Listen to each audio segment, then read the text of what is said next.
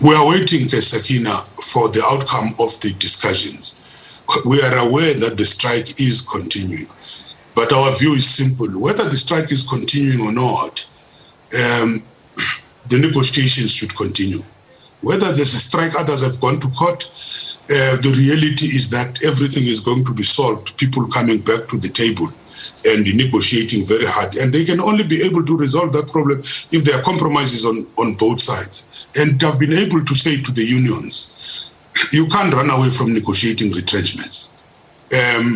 This is a part of the history of the labor movement. If the retrenchments are coming, you have to, because if you don't negotiate them, the employer can simply follow all the processes properly, or can lose in a court and come back and correct all those processes and then continues with the retrenchments.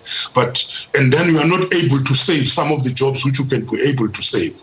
Because if it's talking about 400, once there's hard engagement, you might be able to save others or save all of them, start talking about the retraining, diverting people into other areas and so on. That's what I've said to the unions. But also I've said to the employer, the starting point is to do a proper skills audit. And that skills audit, whoever does that, there must be a confidence from all the parties that those people are doing the proper work. You can't just do it alone. It starts from there, and then you start looking at the options and so on.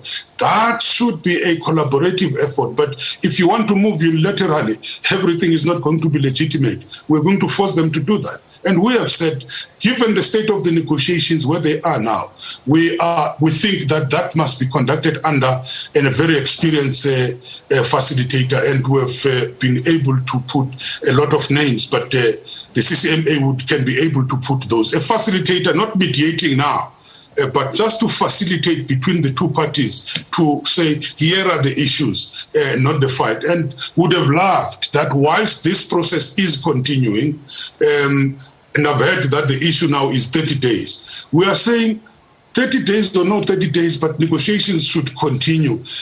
Even that issue of the 30 days must be part of the engagement and the discussions in those negotiations. That is our stance on that. But if all fails, we might be forced to intervene in a different way. But for now, we're intervening so that the parties themselves are able to deal with those issues. But you'll appreciate, Sakina, that you have a line functioning ministry. I always leave it to that. I work at the back and work with the minister, and we meet with the unions. But I think the person who should be in the front line is the line functioning ministry. We have indicated that one of the reasons why we could not continue with the temporal TERS, that UIF scheme, which was meant for the relief during the COVID when it was hitting high, we have said we still have another assignment, a big assignment.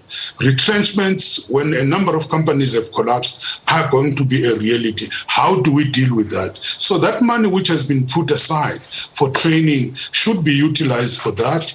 And we can't blow that particular money. We can't say we have 700 million. We won't be able to say that. Everything has to be assessed. A company must be assessed in terms of its turnaround strategy. And then on the basis of that, we are able to say, our experts are able to say, no, we can be able to help and train people. We have so much which we can be able to dedicate to you. We're not just going to come up with a figure anyway. And we think that all parties, including the employer, including the communications and digital technology department, must come and pull the resources and put them together. Minister Thulas Nxesi there. All right, we want to